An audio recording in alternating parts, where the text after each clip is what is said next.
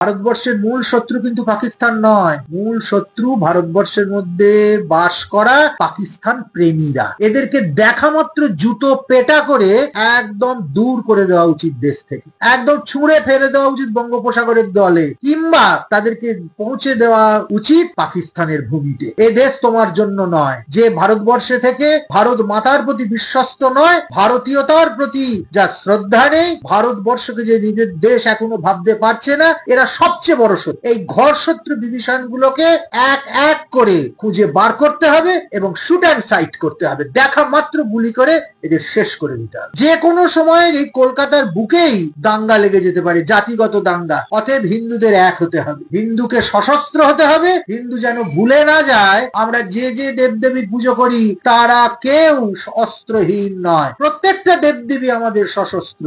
আর সেখানে আমাদের ঘরে ভালো করে খুঁজলে একটা মুড়ো ঝাঁটাও পাওয়া যাবে না, যেটা দিয়ে বেশ কষিয়ে আমরা শত্রুপক্ষকে দুগা ঝাঁটা মারতে পারি। আমরা যতই বড় বড় কথা বলি না কেন, এখনই যদি অস্ত্র হাতে মাত্র একজন এসে আমাদের মহল্লায় হাল্লা করে দেয়, তাকে রোকবার মতো একটা ছোট্ট নরুন পর্যন্ত বেরোবে না। হিন্দুদের কাছে এটা কত বড় নিরাপত্তাহীনতা, হিন্দুদের কাছে এটা কত বড় কাপুরুষতা, সেটা আমরা ভেবে কখনো দেখছি না। অতএব হিন্দু, তুমি যদি বাঁচতে চাও, তুমি এক হও, তুমি সশস্ত্র হও। তুমি যেখানেই অন্যায় দেখবে, যেখানেই মুসলমানের প্রভাব দেখবে যে তোমাকে দাবিয়ে দিচ্ছে, দমিয়ে দিচ্ছে, তোমাকে ঘর ছাড়া, কৃষ্টি ছাড়া, সংস্কৃতি ছাড়া করবার চেষ্টা করছে, সেখানেই গর্জে ওঠো, সেখানেই প্রত্যাঘাত করো। আঘাতে আঘাত হান, বারবার বলেছেন কবি। অতএব ক্ষমা যেখানে ক্ষীণ দুর্বলতা, সেখানে ক্ষমা দেখিয়ে লাভ নেই, সেখানে আঘাতের বিরুদ্ধে প্রত্যাঘাত করতে হবে। অশোকনগরের বাসিন্দা প্রিয়াঙ্কা দত্ত,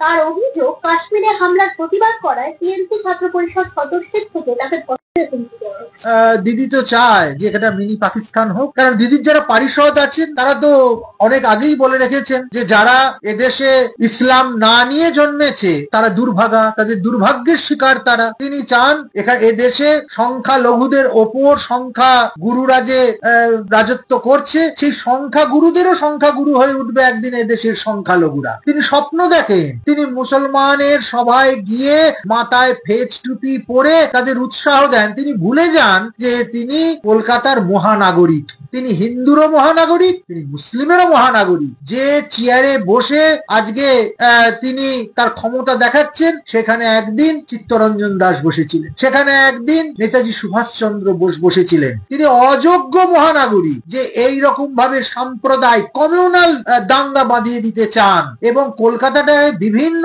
জায়গায় বারুদের স্তূপ করে রেখেছেন। ইসলামী সন্ত্রাসবাদ একটা জঘন্য রোগ হয়ে দাঁড়িয়েছে, সারা পৃথিবী ভুগছে এবং এর আতুর ঘর হচ্ছে পাকিস্তান, আর সেইটার জন্ম দিচ্ছে মাদ্রাসা। পাকিস্তানে এরকম হাজার হাজার নিষিদ্ধ সংগঠন আছে। আজকে পাকিস্তানের এই যে কাণ্ড, তার দায় নিয়েছে কে না টিআরএফ। এই টিআরএফ কে? এই টিআরএফ হচ্ছে লস্করি তৈবার ছায়া সংগঠন। এইরকম মারাত্মক কয়েক হাজার সংগঠন পাকিস্তানের মাটিতে তাদের শিকড় গেড়েছে, সেখানে তাদের ট্রেনিং চলছে, সেখানে তাদের সমস্ত রকম কার্যকলাপ চলছে। সেখান থেকে হাজার হাজার উগ্রপন্থী যুবক ছড়িয়ে পড়ছে সারা পৃথিবীতে, বিশেষ করে ভারতবর্ষ। ভারতকে শেষ করে দেবার চক্রান্ত প্রতি মুহূর্তে হচ্ছে।